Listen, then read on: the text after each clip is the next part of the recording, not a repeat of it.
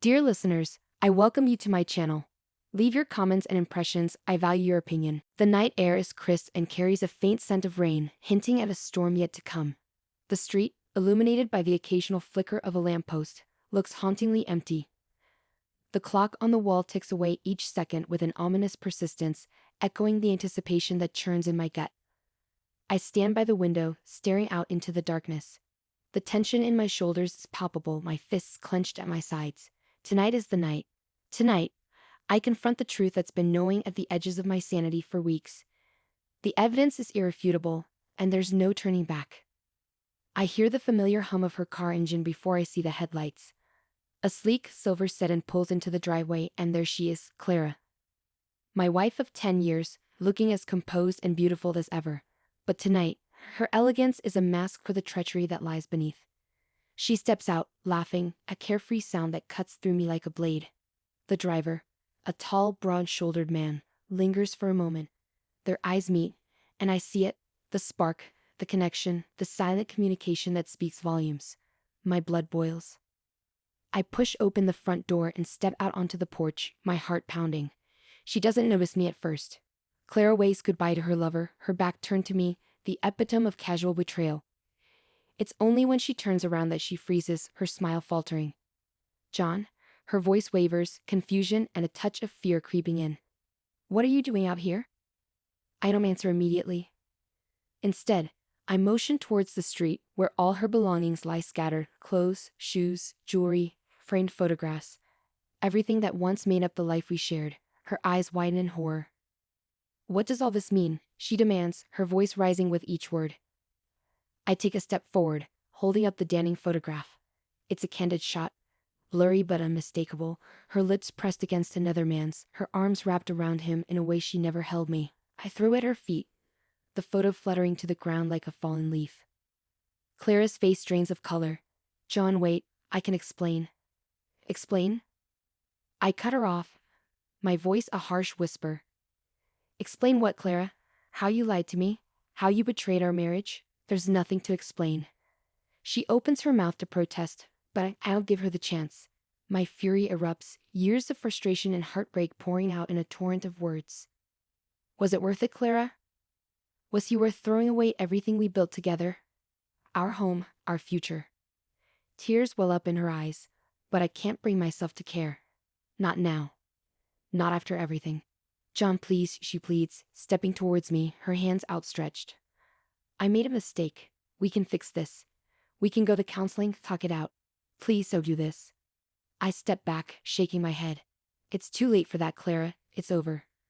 Her face crumples, and she sinks to her knees, sobbing. Please, John, I love you. Don't do this. Don't throw me out. I steel myself against her tears, the remnants of my love for her battling with the overwhelming sense of betrayal. You should have thought about that before you cheated. I turn away, unable to bear the sight of her broken on the ground. I hear her desperate cries, but I force myself to keep walking. Each step feels like a victory and a defeat all at once. I reach the front door, pause, and look back one last time. Clara is still kneeling, her shoulders shaking with the force of her sobs. The man in the car is gone, leaving her alone to face the consequences of her actions. For a brief moment, I almost feel sorry for her. Almost. But then I remember the lies, the deceit, and the nights I spent wondering where she was, who she was with. The sympathy fades, replaced by a cold, hard resolve. Goodbye, Clara, I say, my voice firm. Don't come back. I step inside, closing the door behind me. The lock clicks into place, sealing the end of one chapter and the beginning of another. The house feels emptier than ever, but there's a strange sense of peace that comes with the finality of my decision. I head to the living room, collapsing onto the couch, my body heavy with exhaustion. The photograph still lingers in my mind, a haunting reminder of the woman I thought I knew. The woman I once loved. My phone buzzes, snapping me out of my thoughts. I glance at the screen. It's a message from Mark, my best friend. He's been my rock through this ordeal, the one person I can trust. How did it go? He asks. I type back, my fingers trembling. It's done, she's gone. His reply is immediate. Proud of you, man. You did the right thing. I take a deep breath, letting the weight of his words sink in. Did I do the right thing? The question echoes in my mind, but the answer is clear. Yes, I did. I had to. As I lie back, staring at the ceiling, I realize this is only the beginning. There's a long road ahead, filled with pain, healing, and the unknown. But for the first time in a long while, I feel a glimmer of hope. The storm outside begins to rage, the rain pounding against the windows. It's a fitting backdrop for the turmoil in my heart, but also a cleansing force, washing away the remnants of a life built on lies. Tomorrow is a new day, and with it comes the promise of a fresh start. I close my eyes, letting the sound of the storm lull me into a restless sleep, determined to face whatever comes next with strength and resolve. The morning light seeps through the curtains, a stark contrast to the storm that raged through the night. I sit at the kitchen table, nursing a cup of coffee, the events of the previous night replaying in my mind. The house feels eerily silent without Clara's presence. It's a silence I need. A knock at the door jolts me from my thoughts. I rise slowly, my muscles still tense from the confrontation. When I open the door, Mark stands there, his expression a mix of concern and determination. "Hey man," he says, stepping inside without waiting for an invitation. "How are you holding up?" I shrug, closing the door behind him. "About as well as can be expected. Coffee?" He nods, following me to the kitchen. "Sure, thanks." As I pour him a cup, I can't help but feel grateful for his support. Mark and I have been friends since college, and he's always been there when I needed him. Today is no different. "So," he begins, taking a seat at the table, "what's the plan now?" I sit across from him, staring into my coffee. "I don't know, Mark. I threw her out, she's gone. But now what? Do I file for divorce? Do I try to salvage what's left?" Mark leans back, his eyes narrowing thoughtfully. "John, you've been through hell. You need to take care of yourself first. If that means filing for divorce, then so be it. But don't rush into anything. Take some time to think." I nod, appreciating his pragmatic advice. "You're right. It's all so overwhelming." Before Mark can respond, my phone buzzes on the table. I glance at the screen and see Clara's name. My stomach churns, but I know I can avoid her forever. With a deep breath, I answer. "John, please," she says, her voice shaky. "We need to talk." I grip the phone tighter, my anger flaring up again. "Talk? About what, Clara? About how you betrayed me?" "John, please," she repeats, her voice breaking. "I made a mistake. I know I did. But we need to talk about the house, about our finances, about everything." I glance at Mark, who gives me an encouraging nod. "Fine," I say reluctantly. "Meet me at the park in an hour." She agrees and I hang up, feeling a mix of dread and resolve. Mark looks at me, his expression unreadable. "You sure about this?" he asks. I nod. I need closure, and I need to sort out the practicalities. I can't avoid her forever. "All right," he says, standing up. "Want me to come with you?" "No," I reply. "I need to do this alone. But thanks, Mark, for everything." He claps me on the shoulder. "Anytime, man. Call me if you need anything." As Mark leaves, I steel myself for the impending confrontation. I change into a fresh shirt, splash some water on my face, and head out to the park. The park is quiet, the morning stillness only broken by the occasional chirp of a bird. I spot Clara sitting on a bench, her hands clasped tightly in her lap. She looks up as I approach, her eyes red and puffy from crying.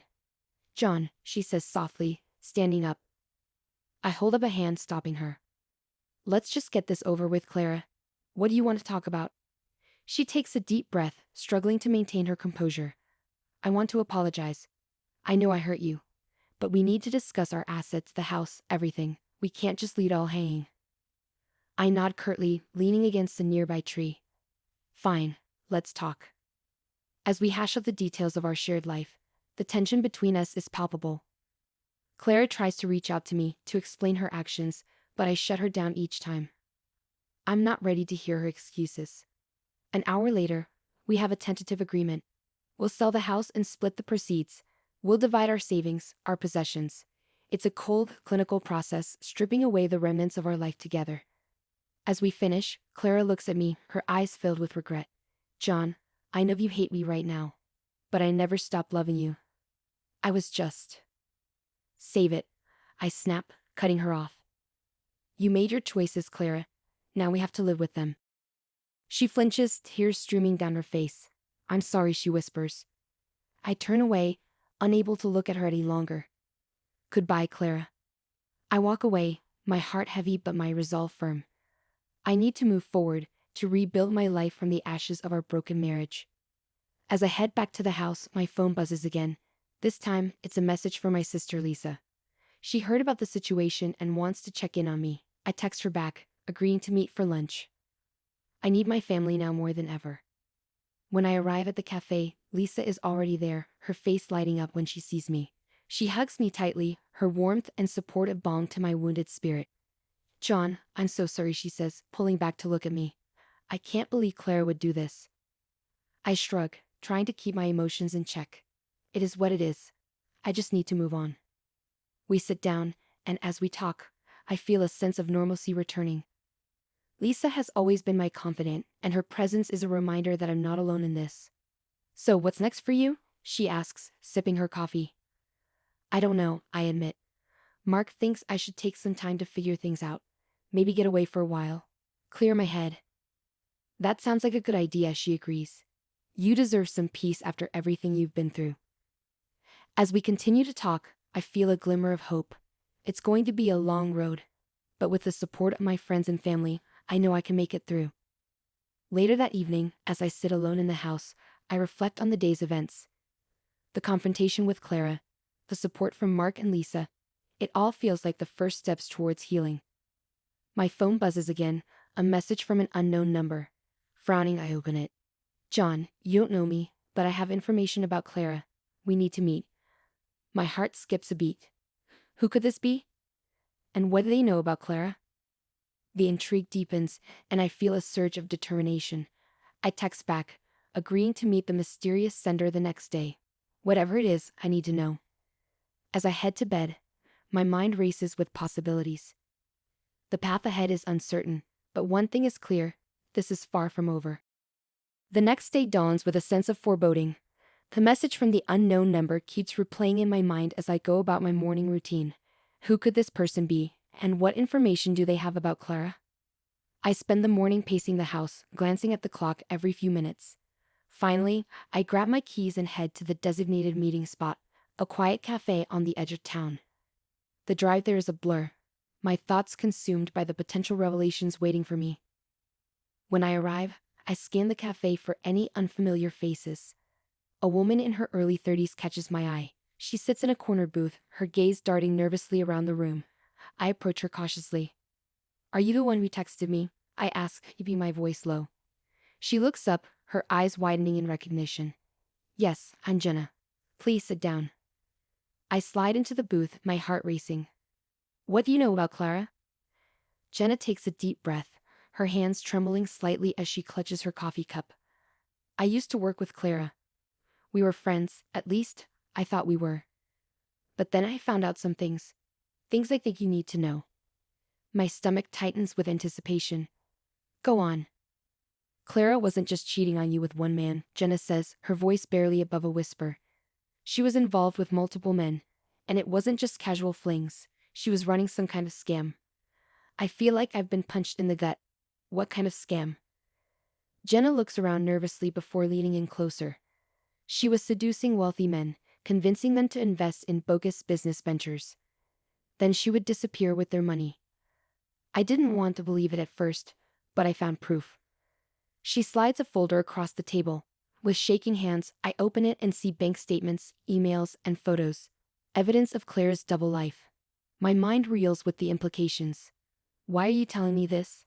I ask, my voice thick with emotion. Jenna's eyes soften with sympathy. I felt guilty. I should have come forward sooner, but I was scared. I didn't know who to trust. But when I heard about what happened between you and Clara, I knew I had to tell you the truth. I lean back, trying to process the bombshell Jenna just dropped on me. Clara's betrayal goes far deeper than I'd ever imagined. Do the police know? I ask, my mind racing with possibilities. Jenna nods. I went to them with the evidence, but they said they needed more to build a strong case. That's why I reached out to you. I thought you might have additional information that could help. My anger flares up again, this time directed not just at Clara but at the entire situation. What kind of information? Anything that could prove her involvement in the scam, Jenna says. Emails, documents, recordings, anything that ties her to the crimes. I think back to the nights Clara spent on her laptop, the mysterious phone calls, the sudden influx of money she couldn't explain. There must be something in the house that could help build the case against her. I'll look, I promised Jenna. But what happens if we can't find enough evidence? Jenna's expression hardens. Then Clara walks away free, and she'll keep ruining lives. The weight of her words sinks in. I can't let Clara get away with this.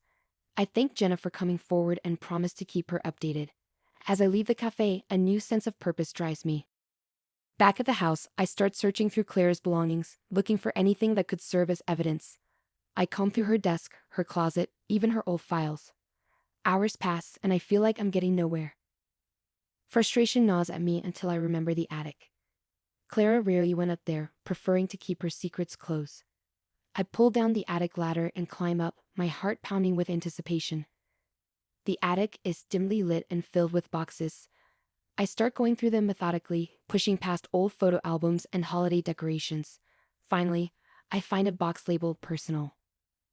Inside, I discover a treasure trove of incriminating evidence, ledgers with names and amounts, business cards from her victims, and a notebook filled with detailed plans. My hands shake as I realize the magnitude of what I found. I call Jenna, telling her about the evidence. She agrees to meet me at the police station to hand everything over. The drive there is tense, but knowing that Clara's actions will finally catch up to her gives me a sense of grim satisfaction. At the station, Jenna and I present the evidence to Detective Harris, a no-nonsense woman with sharp eyes. She listens carefully as we explain everything, taking notes and asking pointed questions. This is substantial, Detective Harris says, examining the documents. We'll need to corroborate this with our ongoing investigation, but this could be the breakthrough we needed. I feel a sense of relief wash over me. What happens now? We'll put out a warrant for Clara's arrest, she explains. In the meantime, you should be cautious. If she realizes we're onto her, she might try to contact you or disappear entirely. I nod, the reality of the situation sinking in. Clara might come after me, desperate to cover her tracks. But I'm ready. I had enough of her lies and manipulations. As Jenna and I leave the station, I thank her again for her bravery. You did the right thing, I tell her. Thanks to you, Clara will finally face justice. Jenna smiles weakly. I just hope it's enough. Later that night, I sit in the living room, the weight of the day's revelations pressing down on me. The house feels emptier than ever, but I know it's for the best. I need to rebuild my life, free from Clara's toxic influence. My phone buzzes, and I see a message from an unknown number. My heart skips a beat as I read it. You think you can expose me? You have no idea who you're dealing with. It's Clara. My blood runs cold, but I refuse to back down. I reply with a single word: try me. The next few days are a whirlwind of activity. The police move quickly, gathering more evidence and tracking Clara's movements. Mark and Lisa stay close, offering their support and helping me navigate this new reality. One evening, as we're having dinner, Lisa looks at me with concern. Are you sure you're okay, John? This is a lot to handle. I nod, trying to reassure her. I'll be fine. It's just surreal, you know. Finding out the truth about Clara, dealing with the police, it's like living in a nightmare. Mark claps me on the shoulder. You've been through hell, but you're stronger than you think. We'll get through this together. Their words bolster me, reminding me that I'm not alone in this fight. As the days pass, I stay vigilant, ready for whatever comes next. The threat from Clara looms large, but I refuse to let it break me. Finally, the call comes. Detective Harris informs me that they've arrested Clara. The relief is overwhelming, but it doesn't erase the pain of her betrayal. It will take time to heal. But knowing that justice will be served gives me a sense of closure. As I stand in the now empty house, I realize that this is the beginning of a new chapter. The past is behind me, and the future, though uncertain, holds promise. With the support of my friends and family, I know I can face whatever comes next. And as I look out at the darkening sky, I feel a sense of peace. The storm has passed, and though the road ahead is long, I am ready to walk it, one step at a time. The weeks following Clara's arrest are a whirlwind. The media gets wind of the story, and soon, our lives are under a microscope. Clara's schemes, her multiple affairs, and her fraudulent activities become the talk of the town. I try to keep my head down, focusing on rebuilding my life. But there's an unease that I can't shake. Clara's threat lingers in my mind, and though she's behind bars, I can't help but feel like there's more to uncover. One evening, as I'm sorting through more of Clara's belongings, my phone rings. It's Detective Harris. "John, we need you to come down to the station," she says, her tone serious. "There's something you need to see." My heart races as I drive to the station. When I arrive, Detective Harris leads me to an interrogation room. Inside, a man sits at the table, his hands cuffed. It's the driver who dropped Clara off that fateful night. "This is Tony," Detective Harris explains. "He was Clara's accomplice. He's agreed to talk in exchange for a reduced sentence." Tony looks up, his expression a mix of fear and defiance. "I didn't want to get involved," he begins, his voice trembling. "Clara made me do it. She threatened me." "What do you mean?" I ask, leaning forward. "Clara wasn't just scamming rich men," Tony continues. "She was working for someone, a powerful figure. I don't know his real name, but he goes by the broker. He's the one who orchestrated everything. Clara was just his pawn." My blood runs cold. "Why didn't you come forward sooner?" Tony shakes his head, tears brimming in his eyes. "I was scared. The broker has connections everywhere. If he knew I was talking, he'd kill me." Detective Harris places a reassuring hand on my shoulder. "We've been investigating this broker. Tony's information might help us bring him down." As I process this new revelation, my phone buzzes with a text from Lisa. "Meet me at the house. It's urgent." I excuse myself and rush home, my mind racing. When I arrive, I find Lisa pacing in the living room, her face pale. "John, you need to see this," she says, handing me a letter. It's addressed to me, the handwriting unfamiliar. I open it, my hands shaking. The letter reads, "John, you think you've won, but you're wrong. Clara was only a small part of a much larger game. The broker is still out there, and he won't stop until he gets what he wants. Watch your back. A friend." My heart pounds as I look up at Lisa. This can't be real. Clara's in jail. How can this broker still be a threat? Lisa looks terrified. "We need to tell Detective Harris. This is bigger than we thought." We rush back to the station, where Detective Harris takes the letter seriously. "This confirms our suspicions," she says. "The broker is a dangerous man. We need to move quickly." Over the next few days, the police work tirelessly to track down the broker. I stay with Mark and Lisa, feeling like a prisoner in my own life. The fear of the unknown is suffocating. One night, as we're having dinner, a loud crash shatters the silence. We rush to the living room to find the front window smashed. A brick lies on the floor, a note attached to it. "Stop digging, or you're next." Panic grips us. "We need protection," Lisa says, her voice trembling. "This is getting out of hand." Detective Harris arranges for a police detail to watch the house. Despite the precautions, sleep is elusive. Every noise, every shadow feels like a threat. Then one morning, I wake to find a note slipped under the door. "Meet me at the abandoned warehouse on 5th Street if you want answers. Come alone." Against my better judgment, I decide to go. I can't keep living in fear. I leave a message for Detective Harris, telling her where I'm going, and head to the warehouse. The warehouse is a relic of the past, its broken windows and rusted metal a testament to years of neglect. I step inside, the air thick with dust and tension. "Hello." I call out, my voice echoing in the vast space. A figure steps out of the shadows. Tony. His face is bruised, his eyes wide with fear. "John, you shouldn't have come."